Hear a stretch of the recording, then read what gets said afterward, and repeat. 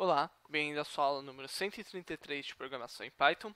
Nessa aula, a gente vai terminar o assunto de execução paralela e vai falar sobre o módulo multiprocessing.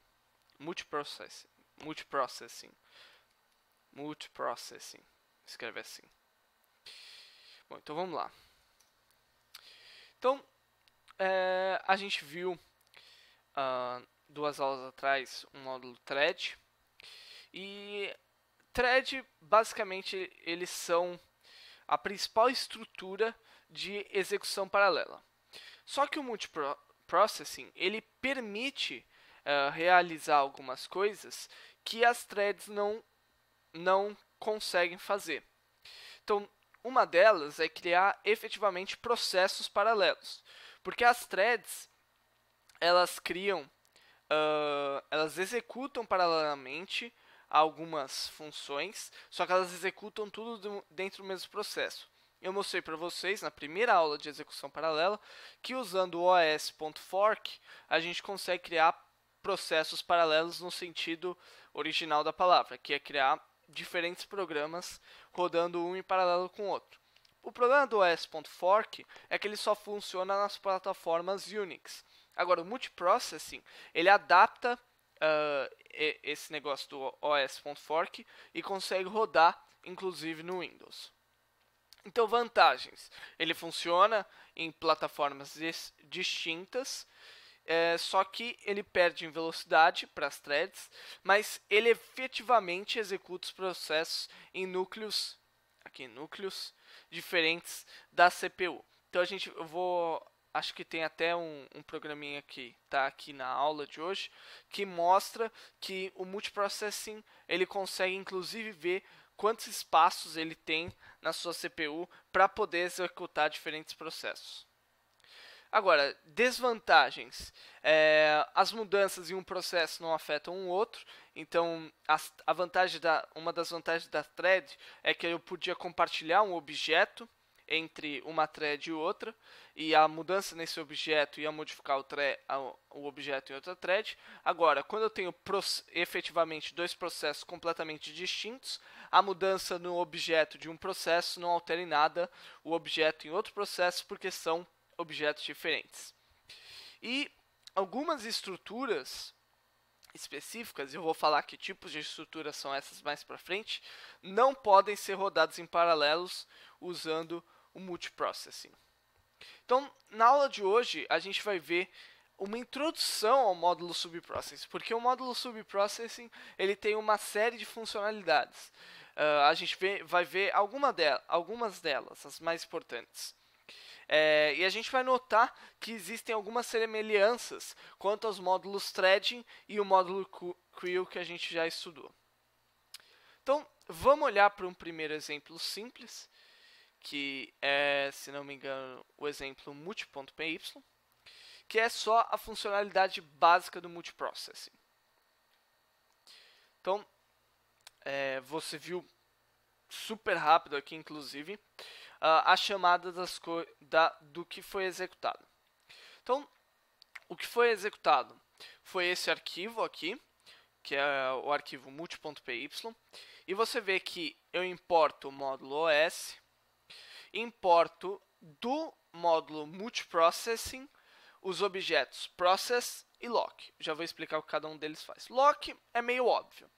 Lock é para a gente ter aquele negócio de travar para que os diferentes processos tenham acesso a determinados objetos, determinadas estruturas, um de cada vez, senão isso pode causar problemas no nosso programa. No caso, a gente tem um lock específico para o multiprocessing, que a gente tem que portar do módulo multiprocessing, e a gente usa ele para poder imprimir mensagens um de cada vez. O objeto process, ele é como o objeto thread do módulo threading. Então, é ele que efetivamente vai criar os diferentes processos. Assim como o objeto thread, ele tem um target, que é a função no qual eu quero executar, e eu passo os argumentos para essa função que eu vou executar. Então, aqui, uma das coisas que eu faço é criar um processo P, cujo target é quem sou eu. A função quem sou eu simplesmente recebe um label, ou seja, um nomezinho para ela, e o lock para ela travar na hora de imprimir. Então você vê que eu executo, a primeira coisa que eu executo é quem sou eu, indicando que aqui começa a minha função, então chamada da função. Isso é a primeira coisa que a gente vê. Esse nome aqui é o nome, aquele argumento name, ou que na verdade não é um argumento, é um atributo do meu módulo. E se você lembrar que quando eu executo name como sendo main, significa que eu estou executando esse arquivo, um arquivo diretamente. Quando o name é diferente de main, provavelmente eu estou importando aquele arquivo para executar dentro de algum outro arquivo. E o que é importante de notar esse negócio do main? É que, em geral, quando você usa o módulo multiprocessing, você precisa ter essa parte do if name equals main para ele funcionar corretamente. Eu falei para vocês para usar o if name equals main sempre que possível, porque é vantajoso e é boa prática de programação. Mas aqui no módulo multiprocessing ele é pré-requisito para ele funcionar. Então aqui você vê que em qualquer execução da minha função, em todos, você vê que o nome é main, certo? Que indica que todos estão sendo efetivamente executados. Então eles não estão sendo importados e executados. Então eles estão sendo executados um de cada vez. E por último, o ID do processo, que no caso o ID da chamada função é 26.944. E o que a gente nota? Aí eu crio um primeiro processo, que é o processo do filho criado, que é a segunda coisa que a gente vê, que ele já tem um ID diferente. Aí, para eu começar a executar um processo, eu uso o p.start, que é a mesma coisa que o thread. Então, executar o método start. Para eu esperar um processo terminar, e aqui é a mesma coisa que thread, é p.join. Isso espera o término da execução do meu programa. Por fim, eu crio 5 novos processos. E esses 5 novos processos são mostrados pelo processo rodando e o número do processo que está rodando. E eu imprimo, logo em seguida, saindo da main thread. Então você vê que ele saiu da main thread antes de executar alguns processos, certo? Mas no final ele executa todos eles e imprime todos eles. E você nota que cada um tem um ID diferente, o que indica que eles foram executados como processos totalmente independentes, mas foram executados todos em paralelo. Ok? Então, isso é a sintaxe básica do módulo multiprocessing. Você vê que não tem muita diferença, aliás, quase não tem diferença nenhuma, a não ser esse nome aqui, process, para o módulo threading e a gente vai ver inclusive que o process ele é um objeto que pode ser subclasseado assim como o objeto thread, certo? Então vamos dar continuidade à nossa aula. Então, o que é importante saber do módulo multiprocessing? A maneira como ele executa. Por quê? Porque eu falei que o multiprocessing eu posso executar ele tanto no Linux quanto no Windows, certo? No Linux, nos sistemas base Unix. Então, no Unix, o que ele faz? Ele cria um fork, ele usa o fork, que é aquela sintaxe mais simples que eu mostrei na primeira aula de execução do Paralela, cria um processo filho, invoca o método run do objeto process e roda o processo filho. Agora, no Windows, o negócio já é mais complicado.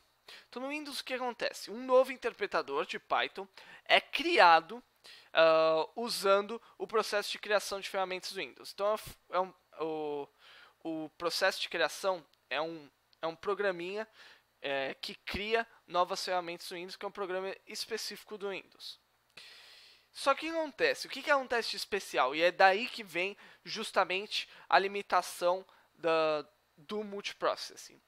É que para eu rodar ele no Windows, eu passo um objeto codificado pelo Pickle. Então a gente viu aulas atrás, quando a gente viu uma aula sobre armazenamento de dados, que existe um modo de codificação de objetos que é o modo Pickle. Inclusive eu chamei esse de modo mágico. E aqui, todos os objetos que a gente for passar na hora de executar pelo Windows, eles vão ser codificados pelo Pickle. E aí eles vão ser passados por meio de um pipe para serem executados usando, na linha de comando do DOS, Python-C. O Python-C, esse "-C", é uma flag especial que diz que o objeto deve ser decodificado. E aí, por fim, ele executa o método run do objeto process. Então, a grande limitação que a gente tem do multiprocessing é que todo objeto que a gente passar para o módulo, para o process, ele tem que ser um objeto que seja passível de ser codificado pelo método do Pickle. Então, qual que é o problema? É que normalmente quando você faz um programa para rodar no Linux, no Mac e no Windows. Então, quando você criar um programa no Linux, por mais que o objeto não precise passar pela codificação do módulo Pickle, você vai querer fazer com que ele passe por essa codificação, para que ele execute no Windows da mesma forma. Então, tem essa limitação, certo? Tá, ok. E a gente sabe o básico de multiprocessing e quais são as suas limitações. Só que o multiprocessing, como eu falei para vocês, ele possui diversas ferramentas. Então, ele possui algumas ferramentas próprias para realizar comunicação interprocessual. Então, na aula passada, acho que foi a aula passada, a gente viu sobre pipes nomeados. Então, pipes nomeados é uma forma de você fazer a comunicação interprocessual no modo subprocessing. Só que o modo subprocessing, ele possui algumas ferramentas específicas. Então, a primeira que a gente vai ver é o pipe. Então, o multiprocessing, ele possui o próprio pipe. Qual que é a diferença do pipe do multiprocessing para o pipe nomeado? É que o pipe do multiprocessing, ele é anônimo. Então, vamos olhar aqui. Abrir o arquivo pipe.py. E você vê que o arquivo pipe.py, de novo, tem o if name equals main, pela maneira como deve funcionar. E aqui eu crio, eu estou importando a classe pipe do módulo multiprocessing. Então, vou analisar o que está sendo criado. Então, primeiro, eu vejo aqui que eu crio um pipe, e aquele pipe tem aquela mesma estrutura de pipe in e pipe out. Aqui eu estou chamando de saída pai e saída filho, para indicar da onde que quais são os pontos que estão sendo ligados pelo meu pipe. Veja que eu crio um primeiro processo cujo target é sender, e sender é simplesmente o enviador de mensagens. Então, ele recebe o pipe e ele executa o método send, que nada mais faz do que mandar uma mensagem, certo? E aqui o pipe.close fecha o pipe. Então, onde que eu estou executando isso? Eu estou executando na saída filho. Ou seja, eu estou mandando do filho para o pai. E vou iniciar esse processo. Depois, eu vou pegar e imprimir o que o pai recebeu.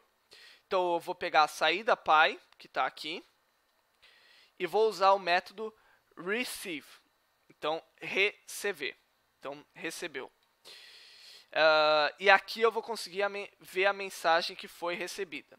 Em seguida, eu dou um ponto close, outro método close. Então, ele fecha a comunicação do pipe do lado do pai.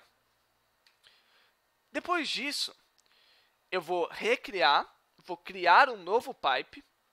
Dessa vez, o processo filho vai ser feito pela função comunicador.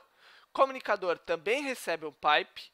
Ele envia um dicionário cujo nome é com dois argumentos. Um que é o nome João e outro que é span42. Ele pega uma resposta, então ele vai receber alguma coisa também e imprime o que o comunicador recebeu. Eu dou início ao processo filho, imprimo o que pai recebeu, mando alguma coisa por pai, espero o filho terminado de executar, imprimo saiu de pai. Então vamos ver. Então você vê que, rapidamente, o que aconteceu? Pai recebeu spam 42 ovos. Então vamos olhar aqui. Então essa primeira linha aqui foi executada com sucesso. Então o que aconteceu? Filho mandou essa lista aqui, que é spam 42 e ovos, para pai. E pai recebeu e imprimiu essa mensagem. Então está aqui esse primeiro print. Pai recebeu a lista spam 42 e ovos. Depois, filho executou ele pegou e mandou o dicionário João 42. E é isso que a gente vê aqui, que pai recebeu um dicionário cujo nome é João e cujo spam é 42. Só que aí o que aconteceu? Uma coisa diferente do que a gente tinha visto quando a gente viu Pipes Anonymous na aula passada.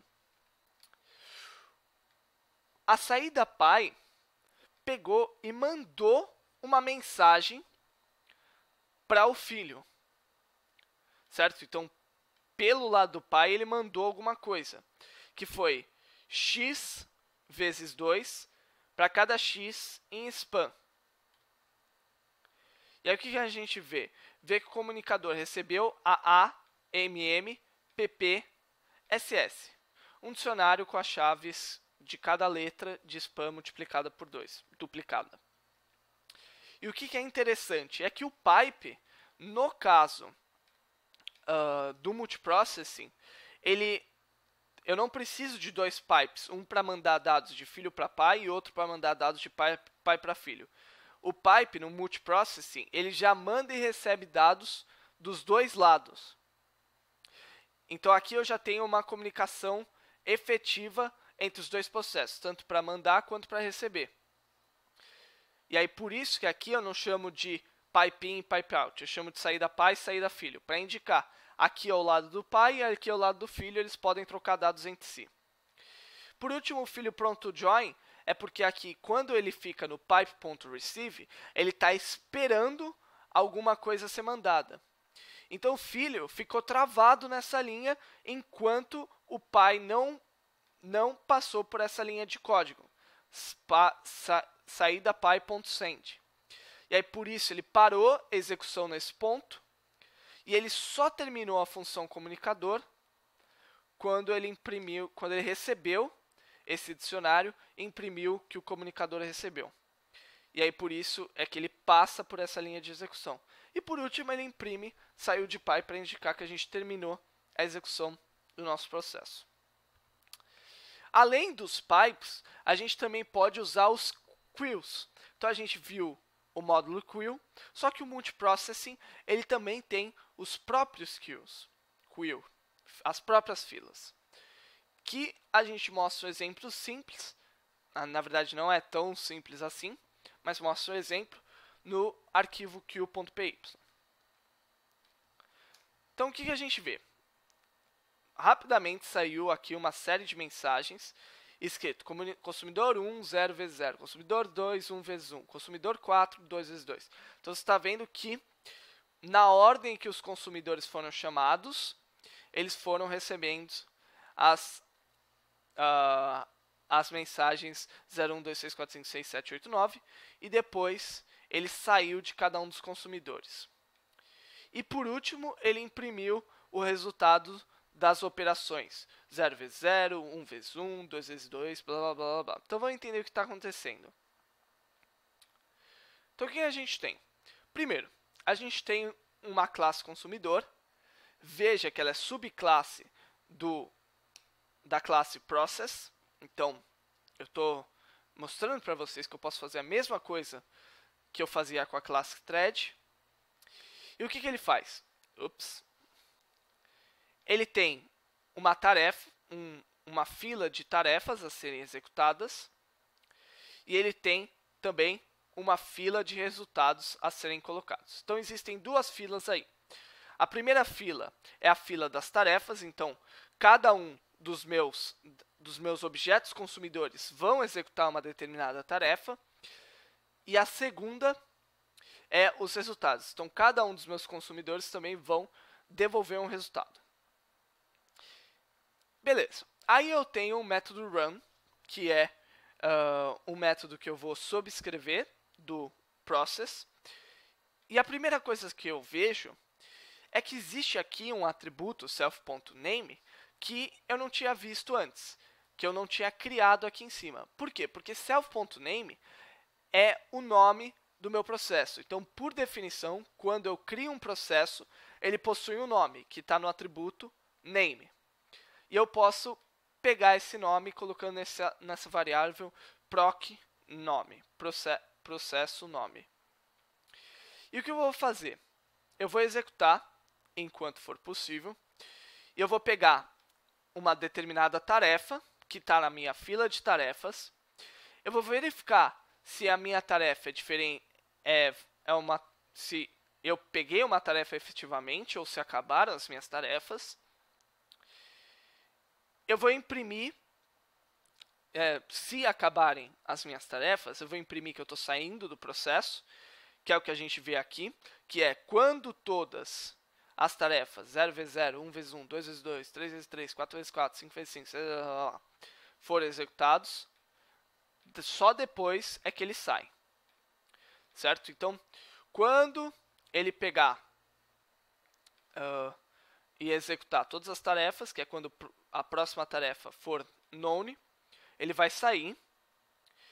Ele vai fechar o meu queue, que é usando o método taskDone, que eu já vou explicar, e ele vai parar a execução do meu while loop.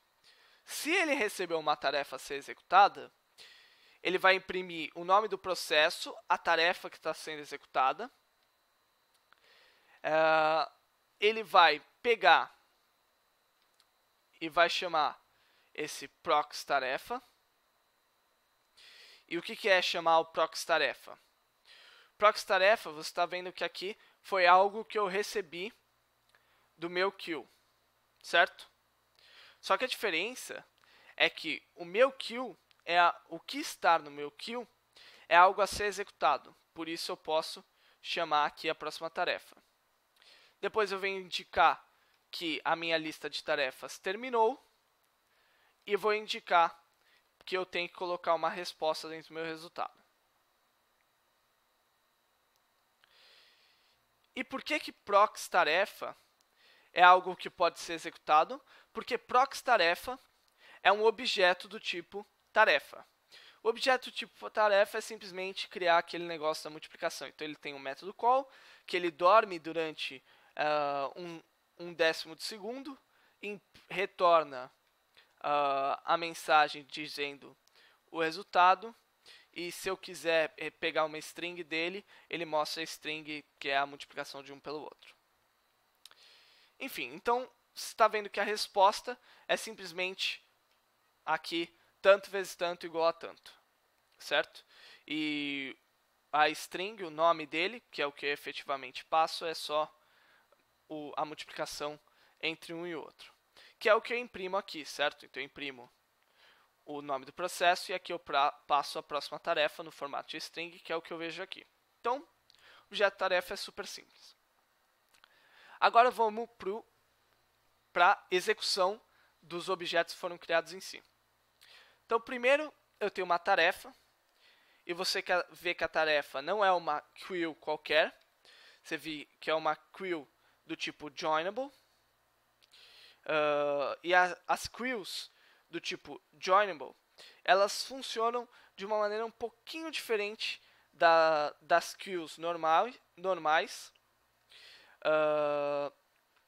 E eu também tenho uma queue normal, que é a queue de resultados, que é onde eu vou colocar os meus resultados. Você vê que tarefas, além de receber strings, eles podem receber objetos, o que já é uma pequena diferença do... Na verdade, a queue normal também pode receber strings, pode receber qualquer tipo de objetos. Bom, você pode olhar na documentação, você vai ver que tem algumas diferenças que são um pouco relevantes para esse programa, mas se eu apagasse tudo aqui e executasse, você veria que ele não teria muitos problemas também. E aqui começa algo interessante. Na hora de criar o número de consumidores, você vê que eu chamei uma função especial, que é CPU count. CPU count, ele me dá... vou mostrar aqui para vocês. Aliás, eu deveria ter aberto um novo terminal aqui. Python 3. Aqui vou importar multiprocessing. E aqui vou usar o help multiprocessing .cpu line count. Então, ó,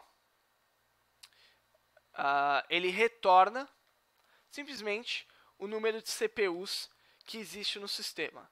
No caso do meu sistema, o número de CPUs é o número de núcleos, by the way. No caso do meu sistema, eu possuo 4 CPUs, 4 núcleos.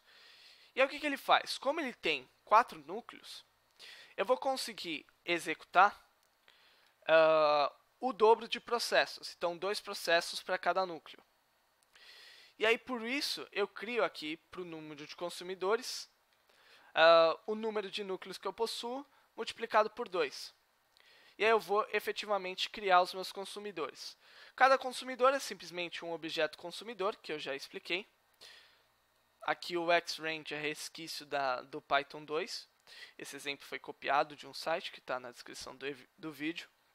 E eu vou criar cada consumidor para o número de consumidores determinados. Depois eu vou iniciar cada um dos consumidores. Eu vou determinar que o número de trabalhos é 10, então o número de multiplicações que eu vou fazer vai de 0 a 9. Vou colocar as multiplicações dentro da minha queue de tarefas, utilizando o método put, cada uma deles vai ser um objeto tarefa. Também vou colocar dentro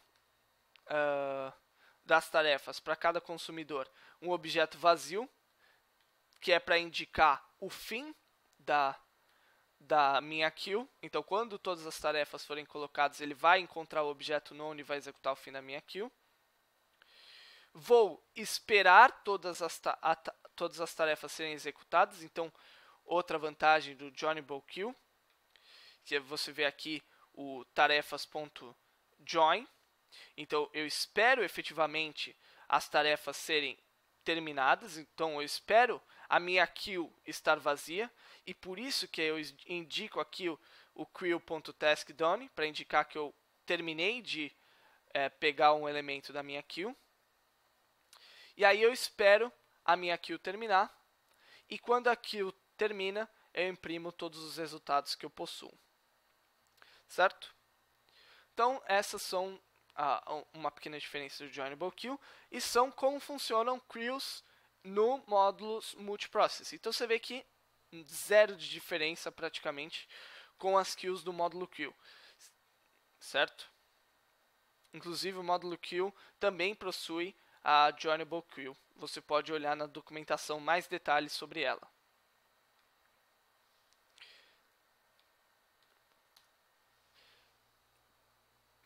Um outro objeto que multiprocessing possui é uma estrutura chamada event. E os events permitem que haja comunicação de estados entre processos. E o que significa comunicação entre estados? Vamos olhar aqui o event.py. Significa simplesmente que um determinado estado, vamos supor que o meu programa ele está executando enquanto uma condição for verdadeira. Então, o estado do meu programa é de estar na condição verdadeira. Quando a condição verdadeira deixar de ser verdade, o meu estado deixa de ser verdade. Então, o estado ele indica entre um processo e outro como é que está uma determinada variável, uma determinada situação do meu programa. Então, aqui você vê que o event ele é só mais um objeto do multiprocessing. Então, você vê que eu criei aqui um objeto event. Eu crio 2 processos. O primeiro espera por evento e o segundo espera por evento timeout. E executo cada um desses processos em paralelo. E aqui você vê que eu imprimo que a minha função está esperando chamar o evento.set, eu durmo por 3 segundos, chamo o evento.set e escrevo que o meu evento está pronto. Então, o que aconteceu? Se eu executar aqui, você vê que aparece primeiro, espera por evento, iniciando, esperando antes de chamar event.set, então o main eu vou dar aquele time.sleep, e a primeira coisa que eu vejo aqui é event timeout iniciando. Então o que acontece? Você vê aqui que existem duas funções, essas duas funções são muito semelhantes, o que muda é quanto ao que elas imprimem e ao quanto o e.wait. Então veja que as duas recebem o evento e a função e.wait ele espera a mudança de estado em uma determinada variável. Então o que acontece? Quando eu uso o e.wait, como está no espera por evento, ele vai esperar que o meu evento mude de status. Eventos só possuem dois estados, o set e o unset. Então ele só pode ser true ou false, vamos pensar assim. Então no caso, quando eu entro em espera por evento, eu não chamei em nenhum momento evento.set. E aí por isso ele vai parar a execução de espera por evento nessa linha. Por outro lado, espera por evento timeout, quando eu passo um tempo para o método wait, ele vai esperar durante um determinado tempo, então ele vai parar durante um determinado tempo nessa linha de código. No caso, são 2 segundos que eu passei. E depois ele vai imprimir que ele terminou a execução da minha função. Ele vai imprimir a próxima parte da minha função. Então, o que eu vejo aqui? Primeiro, eu vejo que eu apertei um botão para diminuir o volume que eu não deveria ter feito. Primeiro, eu vejo que o meu evento foi iniciado. Então, você vê que eu executei essa função aqui. Depois, eu imprimo a mensagem de main, dizendo que o event.set está esperando. Aí o timeout é iniciado. E o timeout termina também, porque ele leva 2 segundos para executar. E eu pedi para dormir no main durante 3 segundos. E aí você vê que ele imprime que e.iset é false. Por quê? Porque eu ainda não chamei o método set do evento. Então, a minha condição do objeto event ainda está unset. Daí eu imprimo que main, o evento está pronto. Por quê? Porque eu chamo aqui o e.set e por chamar o e.set, o e.wait para de executar na função espera por evento. Por isso eu vejo que depois de main event está pronto, é que efetivamente aparece e espera por evento e.iset como sendo verdadeiro.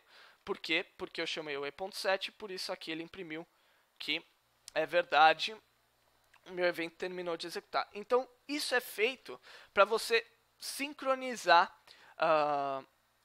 os processos e, além disso, serve para mandar o estado de um processo de um lugar para o outro. Então, é uma forma de comunicação interprocessual. Por fim, nós temos os pools. Pools são objetos do módulo subprocessing e eles possuem uma funcionalidade especial que é para lidar com recursos. Então vamos supor que eu tenho uma determinada operação a ser realizada. Então eu tenho várias operações a serem realizadas. Só que o nosso computador possui recursos limitados. Então o que o pool vai fazer? Ele vai pegar essa série de operações e vai pegar esses recursos e vai ir passando essas operações para cada um dos recursos. Então ele vai jogando uma operação para outro recurso, uma operação para outro recurso. Ele vai jogando essas operações para cada recurso que está vazio. E aí, quando ele manda, depois que ele termina de mandar todas as operações, é que ele para de executar. Então, depois de terminadas as operações, ele para de executar. Então, isso é uma forma de você otimizar a utilização dos recursos do seu computador. O problema é que os pools só servem para operações simples. Os pools ainda possuem algumas outras funcionalidades quanto à sincronização de execução do meu programa, mas isso eu não vou falar na aula. Não vou falar hoje, inclusive não vou falar nas aulas, mas você pode olhar aí na descrição do vídeo, tem mais sobre o módulo multiprocessing. Então, para mostrar o pulse, tem um arquivo pool.py, que está aqui, e pulls são super simples. Então, você vê que eu tenho duas funções. A função faz cálculo, simplesmente recebe um dado e multiplica por 2, e a função inicia processo, que simplesmente imprime iniciando e mostra qual é o processo que está sendo executado no momento. E aí, por isso eu chamo multiprocess.currentProcess e o nome desse processo. Então, o que eu tenho? Eu tenho uma lista de inputs, que é de 0 a 9, e eu imprimo essa lista de inputs, então por isso eu vejo 0, 1, 2, 3, 4, 5, 6, 7, 8, 9. Eu mostro que as saídas que eu devo receber são as seguintes, realizar a operação faz cálculo para cada um das minhas inputs. Então, para isso eu uso o objeto map. E aí eu imprimo aqui que as saídas que eu devo receber são 0, 2, 4, 6, 8, 10, 12, 14, 16 e 18. E aí o que acontece? Eu crio aqui um tamanho da pool, então o número de recursos que eu posso alocar, de novo, usando o número de núcleos que eu tenho, multiplicando por 2. E daí eu crio um pool desses, cujo tamanho é poolTan, por isso eu coloco aqui o número de process. Então, o número de processos que eu posso executar no total vão ser 8. E eu coloco aqui o initializer, que é o processo simples que eu vou efetivamente executar, que no caso é iniciar processo. Então, isso aqui é só para mostrar que eu estou iniciando cada uma das pools. Então, eu estou iniciando o pool worker 1, pool worker 2, pool worker 3, pool worker 4, enfim, iniciando todas elas. Por fim, eu tenho um pool output. E o pool output é nada mais do que executar pool.map. Então, eu tenho aqui os processos que eu tenho separados. E o que ele vai fazer? Ele vai pegar a minha lista de inputs e vai pegar esses processos. Então, pense nos processos como recursos. As operações a serem executadas é esse faz cálculo para cada input. E ele vai alocar cada um desses faz cálculo por input para cada um dos processos que eu tenho. E aí, com isso, ele vai alocando para cada recurso que eu tiver vazio, para cada processo que não estiver fazendo nada. Eu fecho o meu pool e espero ele terminar de executar todos os processos. E aí, por fim, eu imprimo qual que foi a saída, que é esse pool outputs. Então, aqui eu estou dizendo que eu vou executar as operações e mandar elas para essa variável. Aqui eu estou dizendo que eu terminei de executar as operações, então não vou adicionar mais as operações a serem realizadas. E aqui eu estou esperando todas as operações serem realizadas para fechar o meu programa. E por fim eu imprimo a saída. Então, pools é um negócio muito legal que você pode usar para otimizar uma série de programas.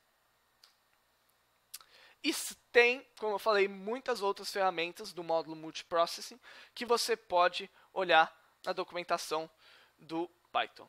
E ufa! Essa foi a aula de hoje e com isso a gente encerra o assunto de execução paralela.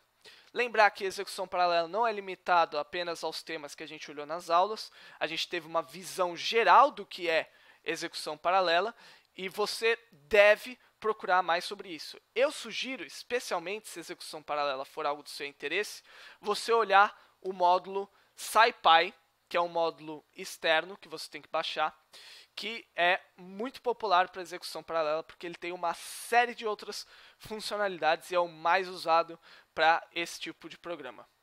Então é isso, pessoal. Essa foi a aula de hoje. Espero vocês na próxima aula.